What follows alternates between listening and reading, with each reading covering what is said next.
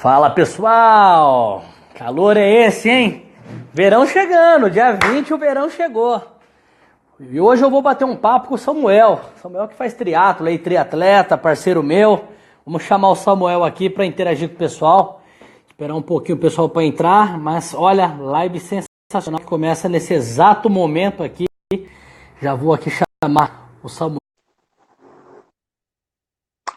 Fala, Léo! O Léo tá aí com a gente. Aí, Léo, essa live é bacana, hein? Olha lá, o Samuca tá entrando. Ei, nobre! E aí, velho? Deixa eu acender a luz aqui rapidinho. Fala, Samuca.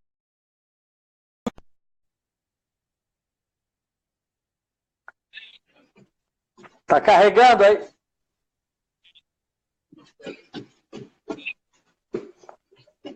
Tá carregando? Será que a minha Pronto, internet show de tá bola, baixa? vamos lá. O que é? Vamos ver. Melhorou?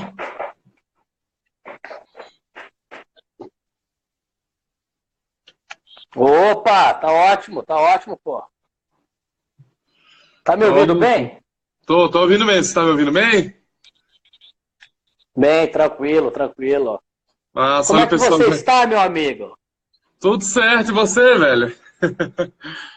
Bem, tranquilo. Olha, agradeço a oportunidade que você está me concedendo aí. Nós estamos aí fazendo algumas lives e levando aqui para os seguidores, falando um pouco do dia a dia, falando um pouco da nossa vida. E aqui a gente toca o assunto de tudo, né? Problemas, gratidão, ações. E problemas são coisas que as pessoas não estão acostumadas a lidar, né, Samuel?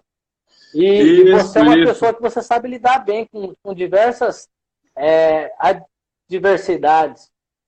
Se apresenta É, aí, Samuel, para o pessoal que está entrando, o pessoal que vai entrar, a live que vai ficar 24 horas aí.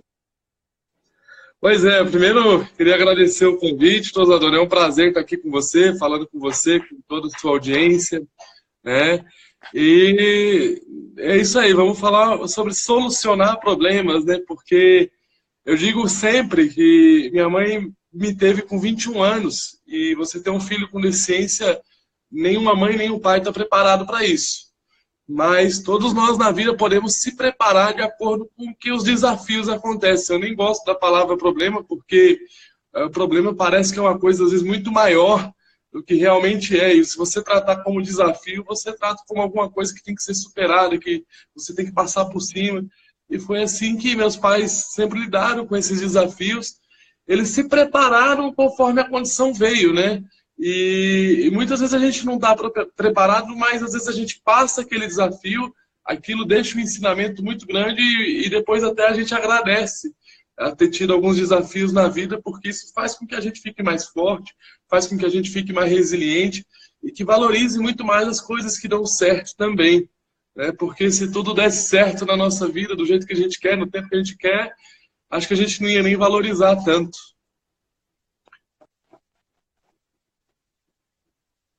Não teria graça. Samuel, me fala uma coisa. Perguntaram aqui, tem umas pessoas que me seguem, que assim como tem no seu que não me conhece, não conhece você. Fala para o pessoal quem é o Samuel, porque nós estamos vendo aqui um cara forte, um cara sadio, um cara com inspiração, mas conta um pouquinho quem é o Samuel e qual a dificuldade que você teve, talvez, porque hoje eu vejo que você não tem dificuldade. Sua dificuldade deve ser, talvez, as que nós temos normal, né? Pagar um boleto. Eu vejo você correndo atrás do filho no shopping lá, que é uma maratona que você faz. Mas, assim, dificuldade da vida, eu não vejo que você encara isso como dificuldade, né? Conta um pouco. Pois é, eu nasci prematuro num parto de gêmeos, de 6 meses e meio. A bolsa da minha mãe rompeu e aí a gente nasceu, teve que ir para incubadora. Meu irmão faleceu alguns dias depois do parto, eu sobrevivi. E aí, quando eu ainda era criança, minha mãe percebeu que meu desenvolvimento não estava de acordo com com as crianças da minha idade. E aí ela foi atrás de saber o que que era, recebeu o diagnóstico de paralisia cerebral. E na época o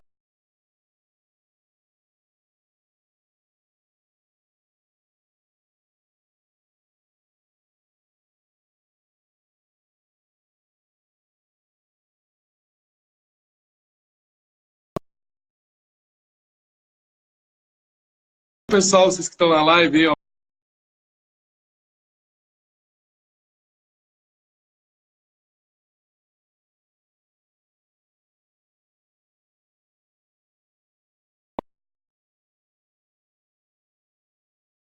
gente entrando.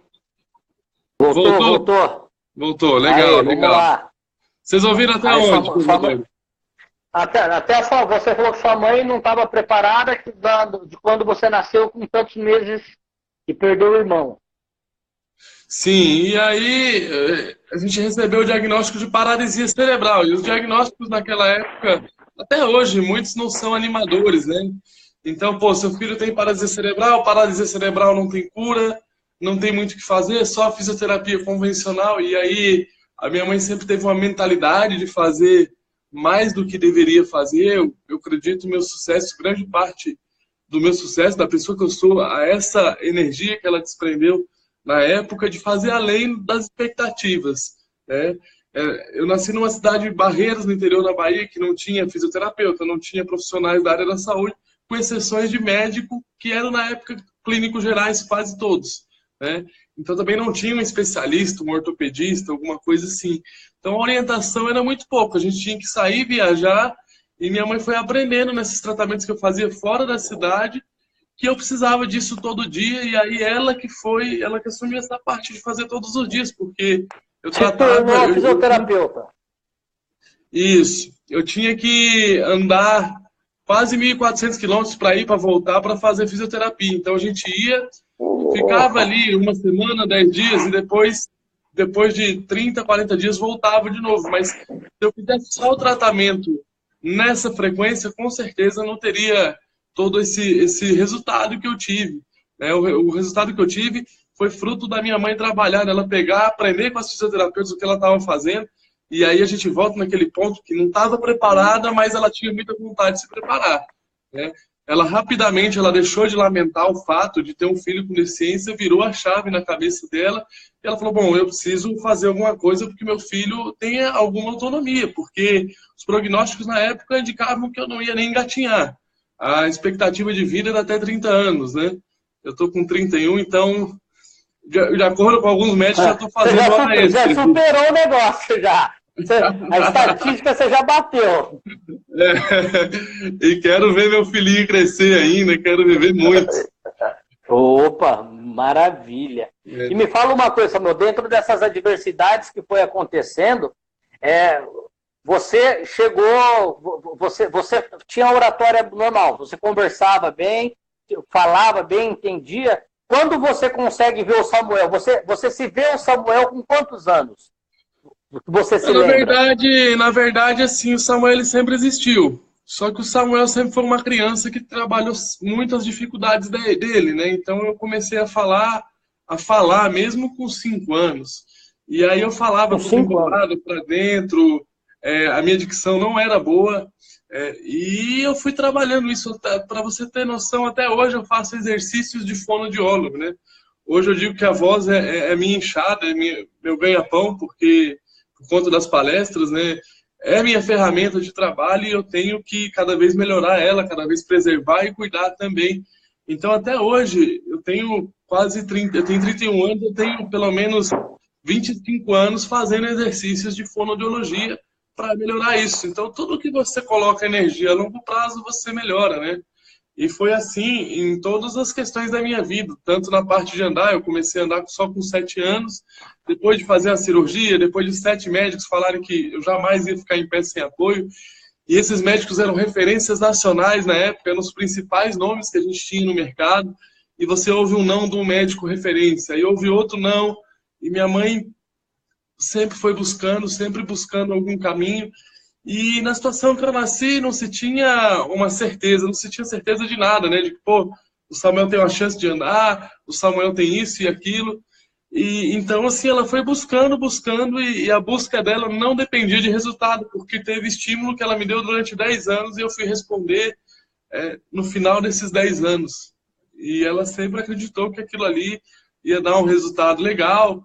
Na época, ela colocava sentado e falava, pô, filho, você vai andar, uma parte do seu cérebro morreu, mas você tem toda uma outra parte que pode compensar essa parte que tá né, que ficou um déficit e tal. Então, isso na época, pô, chamaram minha mãe de doida, falaram um monte de coisa, né, porque naquela época não se tinha nada explicando cientificamente o que era física quântica, como é que funcionava. Era só psicologia barata, trata, um negócio positivo e que poucas pessoas naquela época, estamos falando de 30 anos atrás, né, acreditavam que isso trazia algum resultado. E ela foi fazendo o que tinha, e ela também fez muito curso de desenvolvimento pessoal, eu fazia com ela, coisas que eu aplico hoje, tem coisas que eu estudei aí há 20 anos atrás e que são atuais ainda, né? Então, tudo que envolve física quântica, psicologia de comportamento, tudo isso, eu desde criança eu venho estudando para aplicar comigo e hoje eu aplico em empresa, em pessoas, para motivar essa galera, para falar de superação e para ressignificar realmente as dificuldades, né? Porque eu quero que com a minha palestra qualquer pessoa reflita, fala, poxa, qual que é meu problema mesmo? Se eu conseguir levar as pessoas a essa reflexão, eu digo que a palestra cumpriu perfeitamente o objetivo dela. E me fala uma coisa, Samuel, dentro de todo esse traçado que você foi, nós vamos voltar falando de quando você começou a se querer se ingressar no esporte, porque você tem uma história bacana que você foi até jogador de futebol aí, né? E não era o dono da bola, né? Mas assim, você trabalhou o teu mindset para isso, você mudou sua forma de pensar, porque diz que nós somos o tamanho dos nossos sonhos, né? Então, assim, você acreditava no potencial, mesmo quando todo mundo acreditava. É uma coisa que eu toco no assunto, porque hoje eu vejo assim, eu acho que hoje tem muito mimimi, tem muito coitadismo. As pessoas estão perfeitas, as pessoas podem, aí as pessoas tomam um não, ou acontece uma barreira, a pessoa, porque eu sou isso, eu sou aquilo. Até um problema que eu vejo muito grande.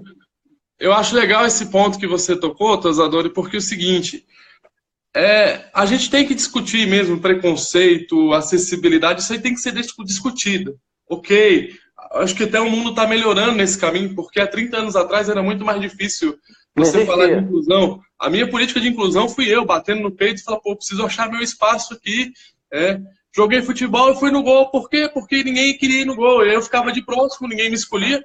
E naquela época não tinha esse lado humano, ninguém estava nem aí. As crianças queriam ganhar. E eu era uma criança também que queria entrar e ganhar e tal. E aí eu vi que um amigo meu jogando bola e eu ali, pô, de próximo, várias vezes, vários dias, né? Eu lembro que eu cheguei, porque como eu comecei a andar com 7 anos, eu falei, pô, agora eu tô andando, meus problemas vão acabar, vou poder jogar bola e tal. E aí, quando eu vi que a vida real não era bem assim, eu digo que eu nem passei por um processo de mudança de mindset, porque eu não tive nem tempo para pensar nisso. Eu fui tão moldado, não, verdade, eu fui tão moldado a pensar na solução que eu não tive tempo para pensar nos problemas. E até hoje a minha cabeça funciona assim. Porque aí eu falei, pô, os meninos tomavam um gol de propósito, às vezes para ir pra linha. Quando eu vi um amigo meu tomando um frango, falei, cara, meu espaço tá ali no gol, porque ninguém quer. E aí na outra vez eu cheguei lá pra meninada, e tinha um amigo meu que não jogava também, que nós ficava ali conversando o tempo todo, porque ninguém escolhia a gente. E aí eu falei, pô, vamos fazer o seguinte, ó, eu vou ser goleiro, você vai ser goleiro, nós vamos jogar sempre em times opostos, mas nós vamos jogar. E era o que ele queria também, e aí acabou o jogo ali, eu falei, agora aqui tira o time, eu e ele, e vai ter goleiro fixo. E aí, pô, a molecada ficou feliz, de 8 anos, 9 anos, fazer gol, jogar lá pra frente e tal. E aí eu fui moldando o time de acordo com as características de cada um. Isso aí, eu acho que é um dom, é uma visão diferente que eu tinha, muito, muito diferente para aquela idade, né? De posicionamento tático e tal, de colocar cada pessoa num setor que rendesse mais.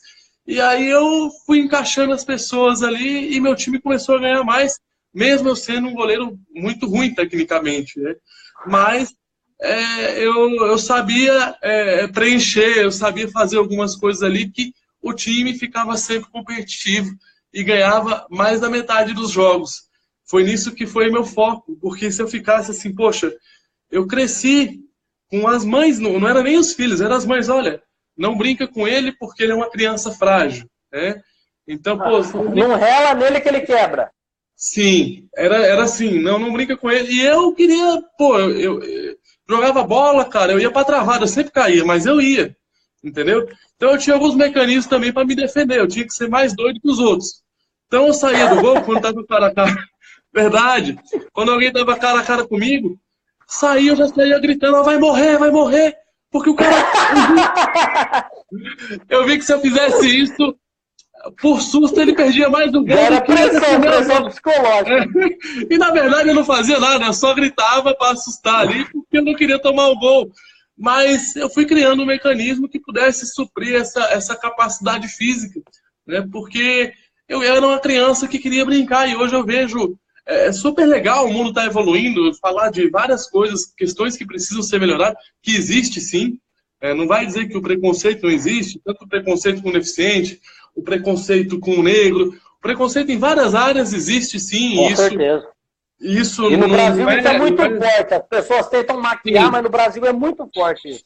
Só que você não pode usar isso como justificativa para você não evoluir na vida.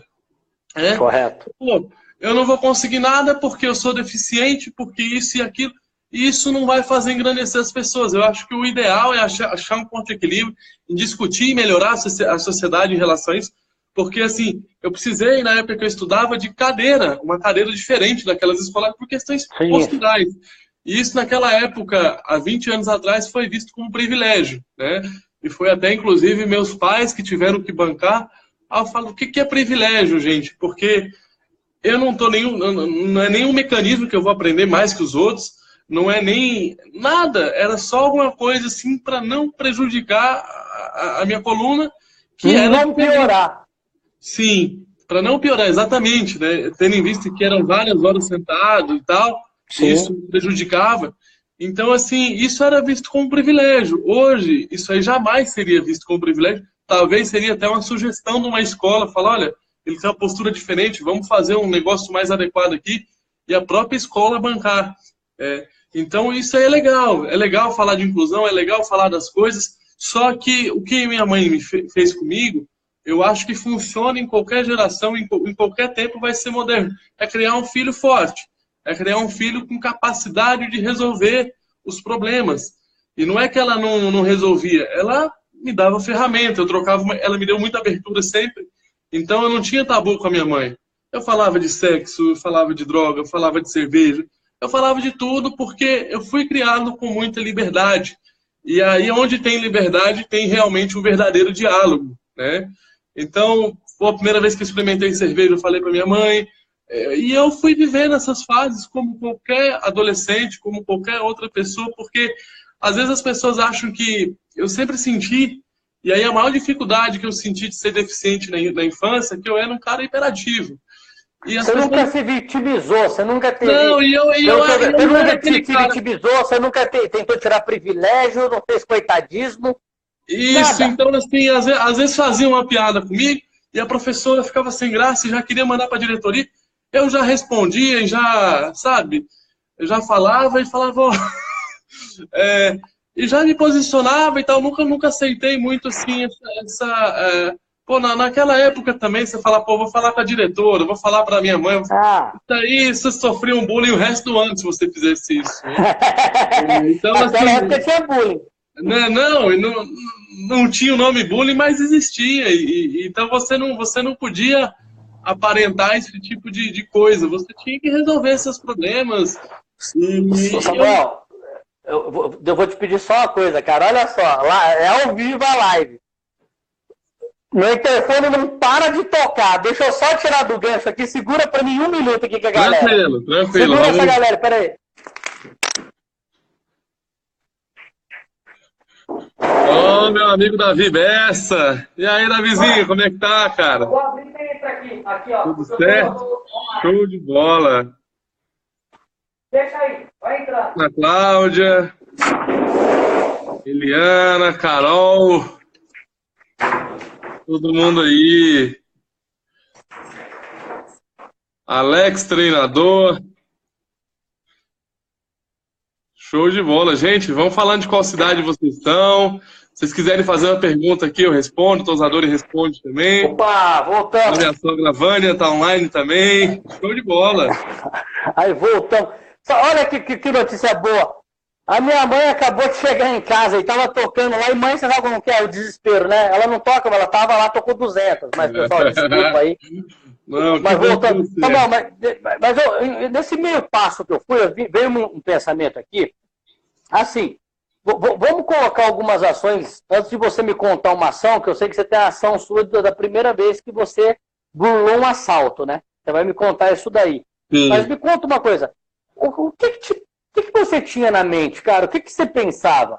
Você tentava não ver a situação, você acreditava que ia mudar, mas assim, o que te fazia mudar? Porque assim, às vezes, eu vou te dar um exemplo. Eu comecei num projeto novo, um projeto novo, como apresentador de TV. Cara, tudo que podia dar errado deu, todo mundo que podia não ajudar, não ajudou, e todo mundo falava que não ia ficar 3 meses, aí fez 3, fez 6, não ficava um ano, fez um ano, eu estou iniciando novamente, mas assim, eu tinha minha forma de pensar, mas eu vejo assim, ninguém, são poucos, que não foram aqueles que nos amam de verdade, que vai estender a mão. As pessoas querem te sentar o pau. Talvez eu pense assim, o que te fazia? Qual que era a tua força? Na verdade, bom, vamos por partes, né? Eu acho assim, eu acho que a maioria das pessoas, elas são na média. E aí, quando você tenta sair um pouquinho, a maioria, a sociedade brasileira, como a nossa educação, é para ser mediana, né? Vamos lá. Se você, você é nota 10 em biologia, mas você é nota 0 em matemática, o que vão te falar? Vão fazer, você não precisa estudar tanto biologia, isso é bom. Mas com 6 você passa, com 7, independente da média. Estuda mais do que você é ruim. E aí o bom aluno é aquele que fica na média de tudo e às vezes não precisa nem se destacar em nada. Se ele passou direto, ele é bom aluno e é assim que é moldado. E o problema é que isso vai além da educação, porque isso está entranhado na formação de toda criança brasileira, né? Aí você vê em outros países mais desenvolvidos, você tem aula você desenvolve negócios, você discute muito mais ideias do que matérias em si, porque é uma coisa que eu sempre acreditei, que a gente tem que sair na média, principalmente no que é bom, porque eu era um cara que era horrível em matemática, química, física, e eu sabia que nunca ia trabalhar com isso. Eu com 6, 7 anos já sabia que eu não queria ver número na minha vida, né? E até hoje eu não sei, eu nunca usei aqueles negócios de triângulo, teorema de Pitágoras, isso aí nunca usei. É coisa para engenharia. Não, é lógico, é coisa que pode ter sua utilidade se você for trabalhar com isso, né? Mas eu gostava muito mais da área de humanas e tal, então sempre eu foquei em melhorar o que eu podia, porque eu falava, bom, eu tinha uma dificuldade de aprendizado, não era que eu era extraordinário nas outras matérias, mas eu não era tão ruim. Eu não era bom em nenhuma matéria, só que tinha algumas coisas que eu aprendia mais fácil. Eu demorei para entender isso, como que meu cérebro funcionava, minha cabeça funcionava, era um pouco diferente das outras pessoas. Esse método da decoreba nunca funcionou comigo. Mas eu sempre soube que eu era uma condição diferente por ser deficiente. Eu nunca escondi isso. Né? E você se sentia na obrigação de ser mais que os outros? Você se cobrava ou não? Para você sentia que você tinha que ter uma ação maior, melhor, ou não? Eu sempre soube que eu tinha que fazer mais. Isso aí desde criança. Porque, vamos lá, eu sou o filho mais velho, meus irmãos demoravam 25 minutos para ficar pronto da escola e eu demorava 1 hora. Então eu não podia atrasar eles, eu levantava mais cedo. Quem acordava minha mãe para ir para a escola era eu. E minha mãe me ensinou assim, falou, filho, olha, se você demorar mais para se vestir, ela falou, o mundo não está nem aí com os seus problemas, né? Você tem que ter capacidade. E aí, lógico, ela acordava, me ensinava, me vestir, ela via como é que podia dar um estímulo diferente, mas ela deixava eu fazer. E eu vejo muita mãe, e aí não estou nem falando de filho com deficiência, eu vejo muita mãe querer fazer para o filho, para evitar que o filho se frustre. Se você evitar uma criança que se frustrar, a primeira frustração que ela tiver na vida, ou amorosa, ou sentimental, emocional, qualquer coisa, ela vai entrar em depressão. Entendeu? É pura verdade. A minha mãe falava, vai cair, do chão não passa. Então do chão não passa, meu filho. Você levanta, essa coisa for e vai. Eu sou muito contra esse super protecionismo, porque o amor é uma coisa, mas você proteger uma criança, você evitar com que ela a frustração faz parte da vida e vai fazer parte da vida em todas as etapas, na infância, na adolescência principalmente, como foi o meu caso, e na vida adulta, profissional, a frustração faz parte. E aí, ou você sabe lidar com isso, ou você, uma das pessoas muito inteligentes, a gente vê que não consegue gerenciar alguma coisa por falta exclusivamente de cabeça, inteligência emocional. Às vezes a pessoa tem tudo, mas não tem inteligência emocional. Então, na primeira dificuldade, ela cai. E o cara que ele é mais preparado para lidar com a frustração, ele vai cair também. Porque a vida derruba todo mundo. Só que ele vai levantar. Aí é que está a diferença de uma pessoa mais persistente, resiliente. E foi por aí sempre que eu me destaquei. Eu não me destaquei porque eu era mais inteligente, porque eu não era. Eu tenho uma dislexia. Eu fui entender minha cabeça quando eu entrei na faculdade. Eu sempre passei ali, pegando toda a recuperação possível, aí estudava pra caramba, mas era sempre muito esforço para ficar na média. E aí, quando eu entrei na faculdade, eu fiz Direito e Educação Física, eliminei quase tudo de ciência exata na minha vida, que era o meu principal problema. E aí eu fui vivendo experiências, em vez de ler livros e tal, eu via filmes a respeito, e aí eu consegui levar 2 faculdades juntas durante todo o período, né? Todas elas. E chegou na reta final ali, eram 2 faculdades, 2 estágios, mais uma porrada de hora complementar. Então que a gente tinha que dar conta, e eu já estava acostumado a fazer mais, mas a minha mãe sempre me ensinou, olha, a vida não vai ser para você igual é para seus irmãos, igual é para a maioria das crianças que você conhece, vai ser mais difícil, então faça mais. Então, É a pura vivência, né, Samuel? Eu sabia que eu era diferente, mas eu sempre tive vontade de ser bem-sucedido profissionalmente, eu sempre tive vontade de aprender, eu sempre tive vontade de viver o que todas as pessoas viviam, o que a maioria das pessoas viviam, né? Eu sempre busquei isso. E não vou negar que foi mais difícil para mim, porque não é só questão de escola, faculdade, é desde acesso, acessibilidade, transporte, tudo dificulta um pouquinho mais. Mas você não pode deixar seus problemas te pararem, né? E aí, sempre que eu estava em dificuldade, eu olhava. Tem uma frase que eu gosto muito, que eu não sei quem que é o autor, que é assim: sempre vai ter alguém com mais dificuldade que você, tendo mais resultado. Então eu falei, pô, eu quero ser esse alguém. Eu sempre quis ser esse alguém que tinha resultado extraordinário, independente das dificuldades. E hoje, assim, eu consigo, mas é um processo de construção, e tem coisas que são 30 anos construindo aí, né? Então não é do dia para a noite.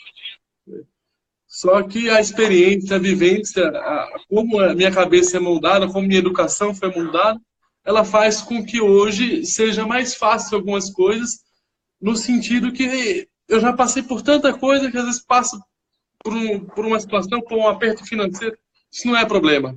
Hoje eu vejo também que as ações, na verdade, nós nos permitimos. Você está falando de vivência, você conhece também, tenho certeza, Geraldo Rufino. Geraldo Rufino fala muito de vivência, né? Que a vivência vale muito mais do que qualquer faculdade, né? Sim. E nós temos que ir em busca. Eu vi esses dias você estava com o Rodrigo Cardoso lá, o grande Rodrigo Cardoso falou uma frase que eu acho muito bacana. O amanhecer é para os campeões, o entardecer é para todos, né? O cara é fenômeno. E você usa muito disso. O que você tem aprendido muito? Você está fazendo um trabalho com o Rodrigo? Como é que tá essas ações suas? Eu estou fazendo treinamentos com ele, fiz um treinamento presencial, estou fazendo um treinamento online. Ele é uma referência para mim. Sempre foi, desde 2017 que eu comecei a entender mais dessa área de coach, PNL e tal. Ele sempre foi um cara que eu me identifiquei por causa de valores, e foi a primeira vez que eu tive um contato pessoal com ele e que eu fiz uma palestra que ele ficou amarradão também, isso me enche de orgulho. E é uma coisa que ele fala, o treinamento nunca para, e a vida é isso, né? A gente nunca pode parar de aprender. Você pode parar uma faculdade, você pode parar várias coisas, você pode parar uma escola. Meu avô era analfabeto e conseguiu crescer muito, muito na vida. Mais do que a maioria das pessoas que eu conheço. Porque ele não parava de aprender. Então, você abrir mão de alguma coisa mais formal, de uma faculdade, desde que você não pare de evoluir, não pare de aprender alguma coisa que você quer trabalhar, que você quer fazer, algum desafio que você quer superar, a gente não pode parar. E aí eu vou fazer uma palestra com ele aí o ano que vem também. Hoje posso falar que ele é um amigo e eu tenho muito orgulho disso, porque ele é um cara, assim, eu era muito fã dele, e depois que eu conheci, sou muito mais. Ele é demais, eu gosto muito. Eu tenho alguns livros dele, até. Essa palestra de vocês vai ser onde? Já tem local? Já. Vai ser no Ultrapassando Limites. No L dele lá, em que cidade? Em São Paulo. São Paulo. Cara, me fala quando vai ser, me fala, eu quero ir nessa palestra, quero participar, morro de vontade de conhecer ele. Eu gosto dele porque ele é um cara sensato, é um cara que não deixa a peteca cair. O cara também é esportista, né? Nós vamos falar de esportes também aqui. É por isso que eu me identifico tanto com ele, porque esse treinamento foi 3 dias com ele ali e, pô, acordava cedo, fazia yoga, acordava cedo, ia correr, e você tá junto ali é fantástico, né? Porque também é um hábito que eu tenho, faz parte do meu dia a dia, e, enfim, até quando eu por exemplo, agora eu tô de férias e tal, vou dar uns 15 dias de treino aí, sem treinar, mas mesmo assim eu acordo cedo, eu vou estudar, vou fazer as coisas, porque é o que ele falou, né? O pôr do sol é para todos. Todo mundo tem a possibilidade de ver o pôr do sol, mas o amanhecer é para poucos. E aí, se você quer ter mais resultado, você precisa fazer mais do que a maioria faz. Isso aí, minha mãe já dizia quando eu era criança, e é uma filosofia de vida que eu ainda sou muito adepto. Me fala uma coisa, o pessoal aqui, nós estamos nesse bate-papo, e eu comentei no correr da semana que eu ia bater um papo com um cara que é triatleta. Então você faz esporte, você já praticou um feito que é um dos meus sonhos, que o ano que vem eu pretendo fazer, e gostaria que nós fizéssemos junto, até te convido aqui. Nós vamos desenhar esse projeto aí. Vamos fazer de nós fazer um triatlo junto aí. Como é que foi o seu primeiro triatlo? Conta isso aí. Você imaginava que seria possível, mas houve pessoas que desacreditavam. Eu tenho certeza que todo mundo. Aí é que eu gosto, às vezes eu dou entrevista e você tem 2, 3 minutos para falar disso. E eu gosto quando eu tenho mais tempo, porque você vê toda a construção do Samuel.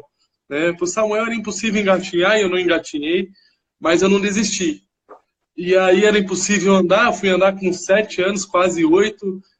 Então eu já cheguei na vida adulta com várias vezes quebrando o impossível. Isso sempre dá confiança para que você possa ir além aonde você quer chegar.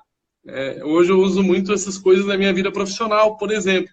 E aí quando eu falei, vou fazer um triatlo, eu só sabia correr. Eu não tinha nem bicicleta, e é uma bicicleta totalmente adaptada, um triciclo que tem mais estabilidade e tal. A minha natação ela é totalmente adaptada, diferente também. É uma natação que se eu pegar a onda, por exemplo, umas ondas muito grandes, eu não consigo nadar, eu me afogo. Então eu fui tudo adaptando, mas eu acreditava muito.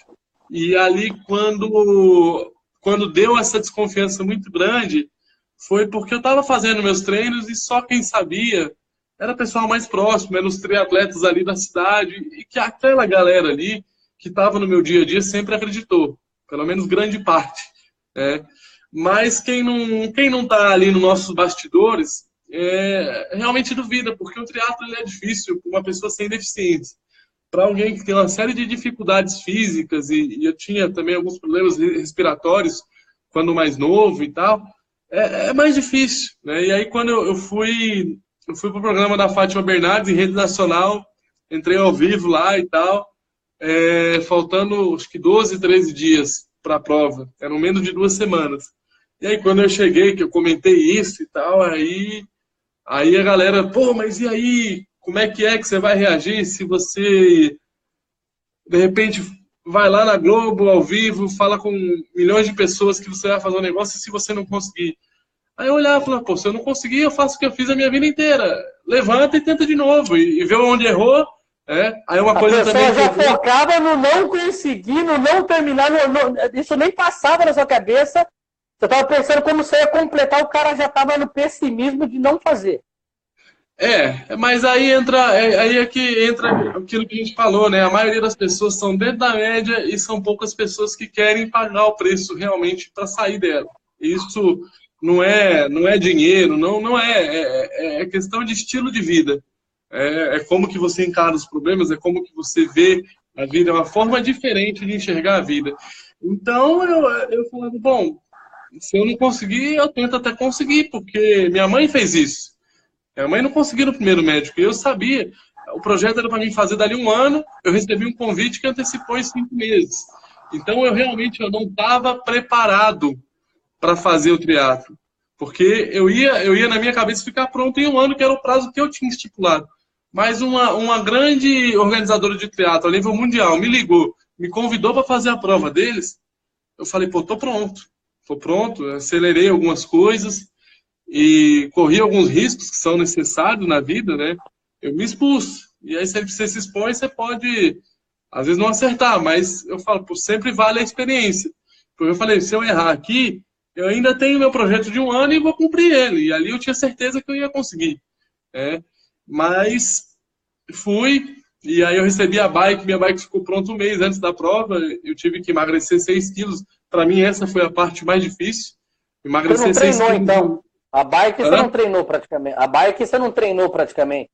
Eu treinei muito em bicicleta de academia, nela não.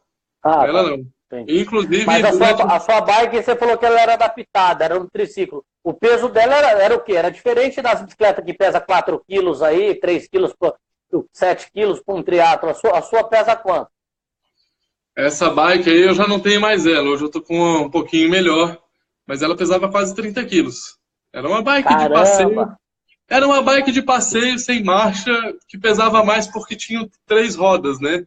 E aí tinha toda uma adaptação ali diferente para botar 2 rodas atrás dela. Então era uma bike de passeio mais pesada do que a bike de passeio em si. E que a prova tinha algumas subidas também, né? Nossa! Aí apertava na hora da subida. Sim. E você foi tocando e alguém foi te acompanhando, foram junto com você, você foi levando isso Sim. daí. Algum Sim. momento você achou que você não conseguiria, mas não pelo poder mental, mas pelo físico mesmo? Que cansa pra caramba, né, cara? Esses dias eu fiz Vários uma momentos. prova aqui, Vários várias. momentos. Porque assim, aí é que tá. Treino é treino, prova é prova, né? Eu tava preparado, já tinha feito simulados, mas tudo assim, pô, dentro da academia, eu pedalava, aí eu ia correndo pro clube, ia dando umas voltas. Então eu fiz a distância, só que eu fiz a distância na piscina, aí da piscina eu ia pra academia, fazia bicicleta, e são condições diferentes. Como a minha bike ficou pronta em cima da hora, eu fiz transição poucas vezes. Uma vez eu fiz uma transição em corrida e natação e bicicleta, só que não foram as distâncias oficiais do triatlo, foi só para testar. E o que me quebrou, assim, fisicamente mesmo, foi que a bicicleta deu muito problema no dia da prova, né? A corrente caía, e cada vez que corria, caía a corrente caiu 9 vezes. Isso era uma coisa que não estava Nossa! no script. E aí eu gosto de falar muito com as pessoas que planejam em excesso, porque se você não for para o campo de batalha, se você não botar em prática, sempre sai alguma coisa diferente. E aí você está preparado só para aquilo acontecer. Quando acontece, aí aconteceu a primeira vez. E a energia que eu gasto de poder descer da bicicleta e subir é muita. É muito melhor ficar pedalando muito forte do que descer e Sim, subir da bicicleta. Além da questão de você, pô, sair da velocidade zero, né, que sempre é um esforço sim, maior do sim. que você manter o movimento, né, em todas as modalidades. E aí, as 4 vezes que caiu, eu desci e tal, e aí depois eu tava com o meu guia, que era o cara que treinou comigo, era o cara que me conhecia, era o cara que estava no meu dia a dia, que me ensinou a nadar, ele fez toda a prova comigo. Isso foi uma segurança que eu tive, e ele me deu muita força, porque ali depois da 4ª vez que a corrente caiu, ele deu um jeito de colocar a corrente comigo na bicicleta. Demorava um pouquinho mais, mas eu não gastava tanta energia. E a partir da bike foi muito difícil, foi muito difícil. A natação sempre para mim é difícil, porque eu tenho trauma de águas abertas. Eu quase morri afogado com 10 anos, e depois eu nunca mais tinha, dos 10 aos 28 anos, eu nunca mais tinha entrado em águas abertas. Eu gostava de água, em piscina e tal, que me desse pé. Né?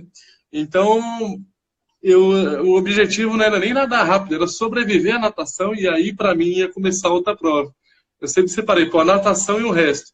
Porque o resto eu sabia que era físico e tal, mas a natação tinha essa parada psicológica mesmo, que era uma pressão, era um medo.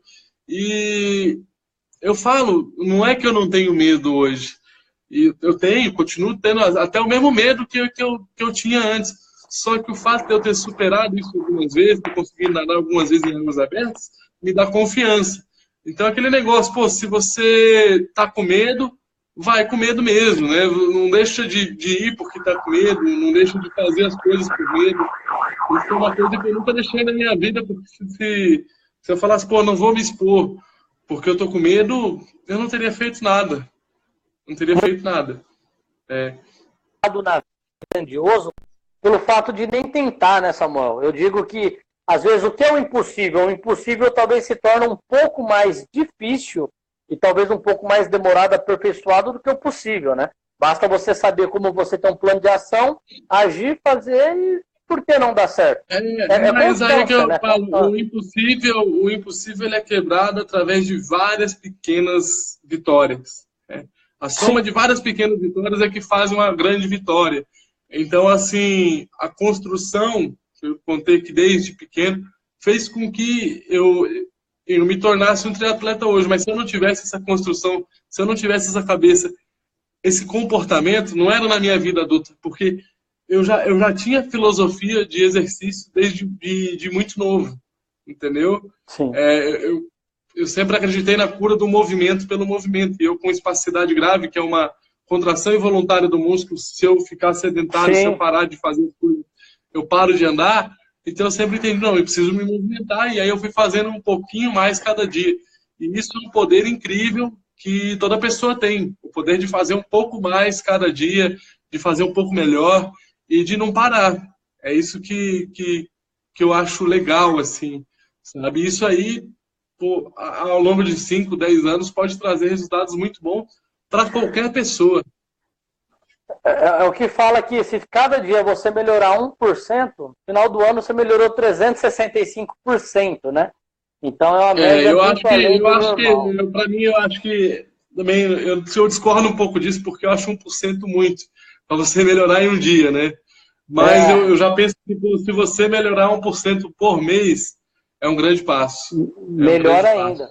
É uma constância maior ainda. Mais importante do que a velocidade da evolução é a direção. Né?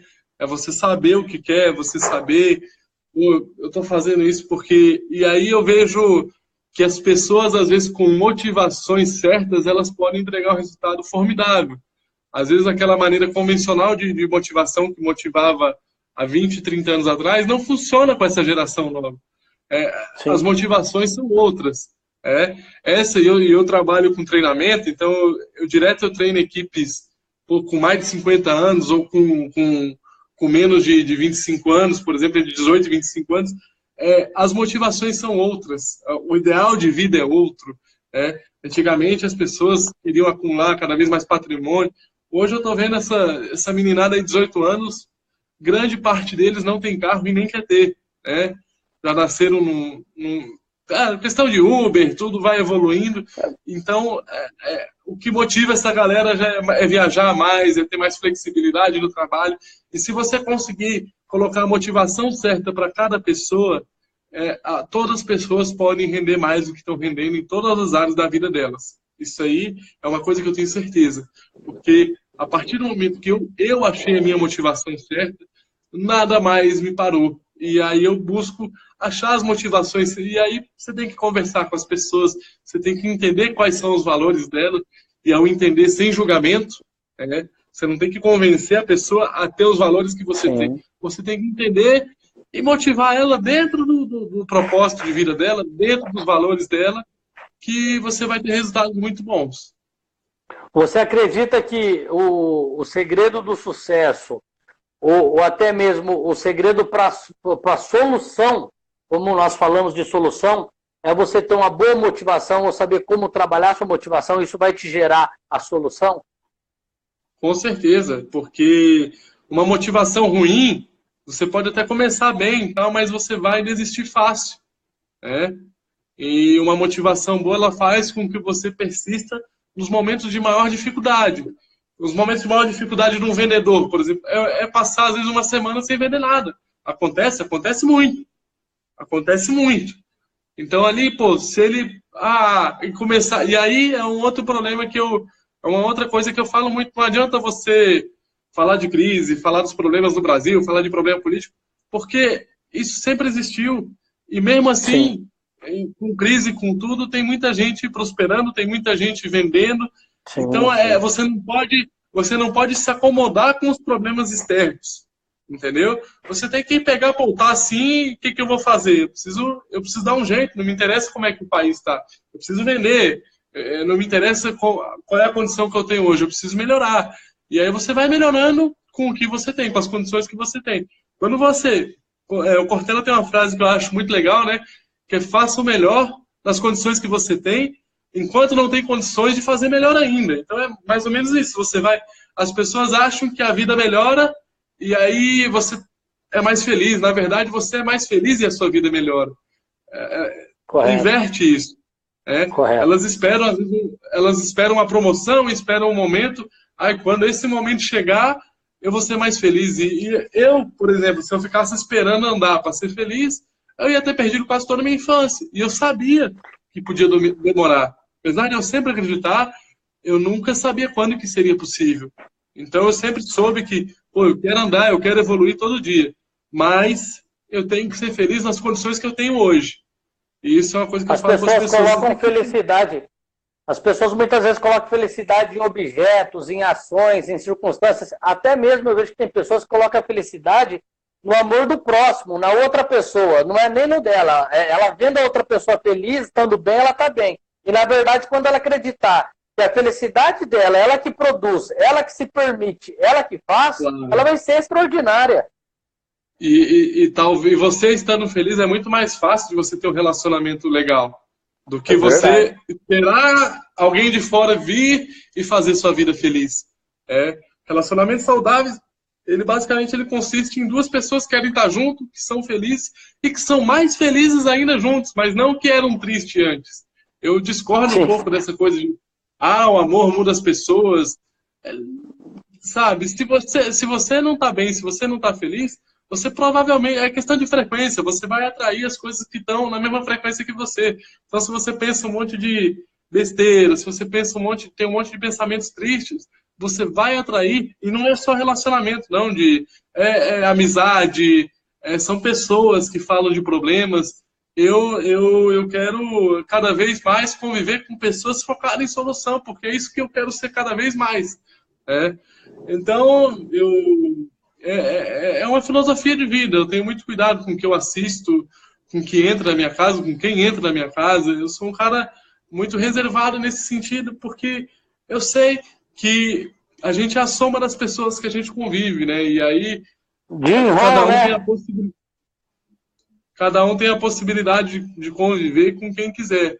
Mas se você ficar convivendo com pessoas negativas, você vai automaticamente se tornar negativo. E aquele negócio, se você é o mais inteligente da mesa, provavelmente você está na mesa errada. Dessa mesa. Exatamente.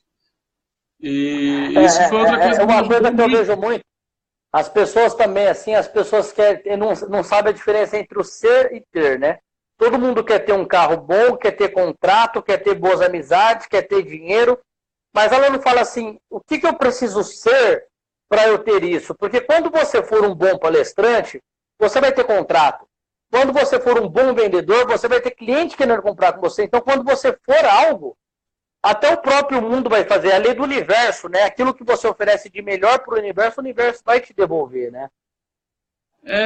E aí você vê que muita coisa, quando eu não tenho os resultados que eu espero, eu sempre olho para dentro e falo, opa, alguma coisa está errada, o que eu posso melhorar aqui?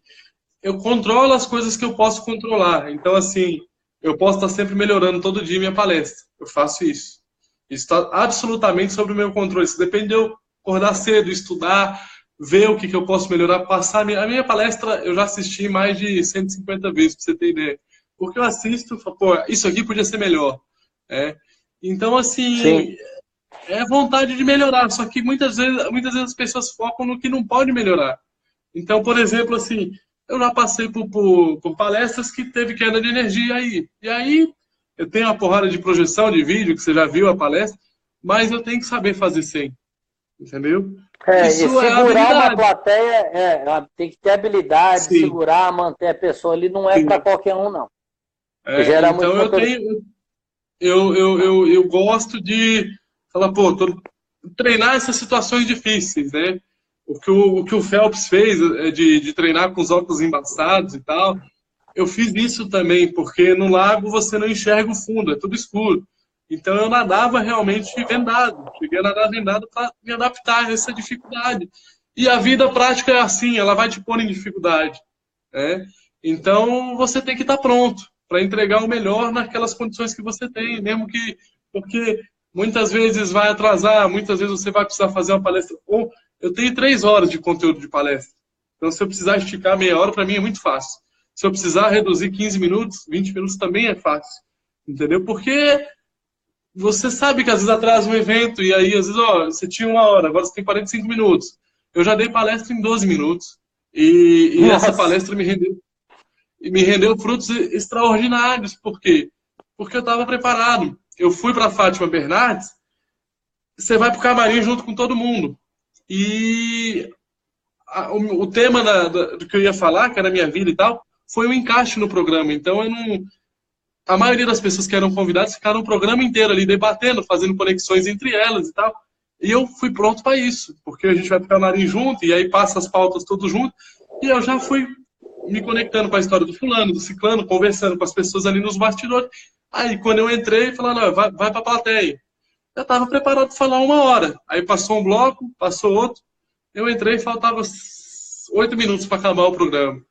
Eu tive que contar, eu sabia que aquela era a chance da minha vida de aparecer pela primeira vez em rede nacional e que se eu fosse bem eu ia aparecer de novo. E vieram outras oportunidades depois disso. Mas eu estava preparado para contar minha vida em 3, 4 minutos, em 5 minutos. Conforme ia acontecendo, eu falava, pô, vou tirar isso aqui, vou tirar isso aqui. E é difícil, porque tem toda a questão emocional, né, de você entrar ao vivo, é uma expectativa muito grande mesmo. E você ficar ali, eu digo assim, eu tenho ansiedade até começar. Depois que começa é uma delícia, né? Aí é aquele momento que você não quer mais que acabe. Mas até começar, pô, você tem que lidar com a ansiedade, não é fácil você ver o pessoal falando lá e você ali sem, né, doido para chegar lá e contar a minha história. Agora é minha vez, agora é minha vez, agora é minha vez, sou eu. Eu tenho uma criança muito ansiosa dentro de mim, né? Então mas eu tenho que saber controlar isso e tenho que saber fazer o melhor nas condições que eu tenho. Samuel, me fala uma coisa, vamos resumir algumas coisas rápido. 2019, como é que foi e o que espera 2020, Samuel, aí? Eu estou cada vez mais fazendo menos provas, né? E fazendo mais palestras. Então, assim, 2020, dificilmente eu viajo para fazer alguma prova, por exemplo, porque eu já estou com quase 15 palestras marcadas fora daqui de Rio Preto. Sim. E aí estou com filho pequeno, tal, viajando muito, então eu continuo treinando, mas eu não continuo hoje treinando com objetivos de prova, de recorde. Sim, eu continuo porque eu vi rapidamente também que no Brasil não dá para a gente viver de esporte e felizmente o mercado de palestras está crescendo bastante. Então, onde está seu foco maior, está a sua força. Hoje, o meu interesse inteiro é usar o tempo que eu tenho disponível para aprender, melhorar profissionalmente e aí, em alguns anos, ser cada vez mais conhecido, levar a minha história para cada vez mais pessoas. Isso é bacana. Então, 2020, a gente pode dizer que vai vir muito conteúdo, muitas ações. Mesmo distante, a gente sente uma energia positiva. Eu conheci, para quem está assistindo aqui, eu conheci o Samuel este ano, há pouco tempo, nós fomos conectando. Foi uma palestra dele que eu achei maravilhosa. Até o grande goleiro do Botafogo, Jefferson, estava lá. Assim, foi uma palestra que eu achei sensacional, gostei de tudo. Eu saí de lá, que foi uma palestra que mexeu comigo, até fiz um vídeo colocando lá para você. A minha mulher estava presente, ela estava naquela fase do mimimi, do coitadismo, não é feio de dizer. Ela saiu dali, ela falou, pô, meu, o cara fez triatlo, o cara falou que não aguentava nadar, que não sei. Falei, então, né, meu? E foi e fez. Então, assim, legal. O impossível, ele se torna perante aquele momento que você não vê a visão. E você vai ser daquilo, tudo aquilo que você escolhe, você pode ser, né? E nós somos do tamanho dos nossos sonhos, né? Sim. Agora, todo mundo quer um monte de coisa, mas você tem que querer pagar o preço também, né? É esse que eu acho que é o principal. Porque, pô, todo mundo quer ganhar mais, todo mundo quer ter mais sucesso, mas quem é que faz mais para isso? Quem é que está disposto realmente a abrir mão de algumas coisas e pagar esse preço? São poucas pessoas. São poucas pessoas. Isso é verdade. E a pessoa, assim, uma coisa que eu brinquei esses dias, eu falei, você quer saber qual que é o preço a se pagar e a dor por algum fato? começa a ter uma vida saudável na sua alimentação, que você vai ver o quanto que é difícil você diminuir carboidrato, você ficar sem açúcar, não comer gordura, não beber álcool, quem fuma, não fumar, você quase enloca, mas depois você vê que vale muito a pena, né? Então, assim, cara, para mim, de todos os esportes que eu conheço e eu venho da musculação, né? Fui pro triatlo, mas já tinha aí 5, 6 anos de musculação consecutivos. E para mim o bodybuilder é o atleta mais disciplinado de todos, né? Porque é o atleta que ele não pode fazer uma refeição fora do planejamento. O triatleta ele pode fazer alguma refeição fora do planejamento, ele pode não treinar algum dia, desde que isso seja uma exceção, ele vai conseguir cumprir o planejamento dele. Agora o bodybuilder, às vezes um detalhe tem que ser tudo pesado, ele não tem margem de erro, né? Se ele quer ser campeão, a margem de erro é zero. Então, eu falo que assim, se você sabe se alimentar, se você tem disciplina para isso, para abrir mão de algumas coisas, você consegue tudo na vida. Porque o mais difícil para mim, mesmo que comendo bem e tudo, foi emagrecer em um mês os 6 quilos que eu precisava. Foi difícil, porque eu tava treinando muito e tinha que comer menos. Eu sempre fui acostumado a comer muito. Que você come menos, começa a te dar cansaço, começa a te dar náusea, começa a te dar o caramba 4, porque eu reduzi o carboidrato também um dia na academia. Eu falei, eu vou desmaiar. Eu sentei e esperei o desmaio. Não veio o desmaio. Mas você reduz a comida para emagrecer, te falta energia, te falta força. É complicado. Sim, sim. E eu, porque tinha pouco tempo, eu não tive o tempo suficiente para fazer isso de uma maneira saudável, né? Eu não recomendo perder 6 quilos em um mês, ainda mais para quem não é... Eu não estava acima do peso, eu estava dentro do peso, sempre fui. Só que pela bicicleta eu precisava estar mais leve. Mas era aquele negócio, o meu motivo era muito forte, então toda vez que eu abria a geladeira, toda vez que eu ia me servir, botava na balancinha ali, era um objetivo e, enfim, nada mais gratificante do que ter alcançado esse objetivo, né? Quando você alcança o que você quer, você fala, pô, valeu a pena ter pagado todo o preço, ter passado por tudo que eu passei, porque eu consegui o que eu queria. Samuel, muito pior seria a frustração de não conseguir fazer o triatlo porque eu não me alimentei como eu deveria, por exemplo. Isso é verdade. O pior é nós não conseguirmos por culpa nossa mesmo, né? Samuca! Aquele vai Samuca, né? Eu agradeço a oportunidade dessa conexão com você. É sempre um aprendizado estar batendo um papo com você. Já te convidei, o meu programa de televisão está aberto, eu quero lá te entrevistar no meu quadro que fala de estilo de vida. Sei que vai sair de viagem agora, mas voltando, já vamos bater um papo para a gente, para a televisão. Vamos levar para esse pessoal aí um pouco mais de, não só conteúdo, mas de positividade. Né? Eu tenho feito uma meditação, a meditação tem ajudado muito. E a gente tem que levar a motivação, a gente tem que acreditar. Vamos levar esse 2020 aí, várias coisas, vamos fazer isso sim, vai ser um prazer estar contigo aí presencialmente, do teu lado, para a gente fazer essa entrevista. Eu adoro fazer live, mas essa parada presencial é massa também, então vamos estar juntos sim, cara. E lá eu quero te entrevistar colocando a gente ainda, vamos fazer um simulado do triatlo, vamos contar a sua história, vamos falar essa palestra. E nós vamos ter 3 oportunidades no ano que vem de triatlo aqui do pessoal aqui lá do Fernando Furlan da Alcer lá. Vamos ver que numa dessas 3 que nós nos encaixamos para ir e vai ser um prazer. Vamos tentar fazer isso junto. Vamos. Vamos sim. Vamos treinar, vamos se preparar e vamos chegar na ponta dos cascos. Vamos fazer uma foto oficial aqui que depois eu vou postar ela. Dá um joia para nós aí. Aí! Depois eu vou postar ela. Samuca, obrigado. Tudo de bom para você. Desejo para você, para tua esposa aí, muito sucesso. Muitas bênçãos para o seu filho, que eu vejo esses dias. Eu vi ele no shopping correndo, e você correndo atrás. Eu falei, não basta ser pai, tem que participar. O moleque corre, velho. Ele tá correndo quase mais do que eu. É assim que é bom. As minhas perninhas são mais curtas, né? Porque ele é mais rápido.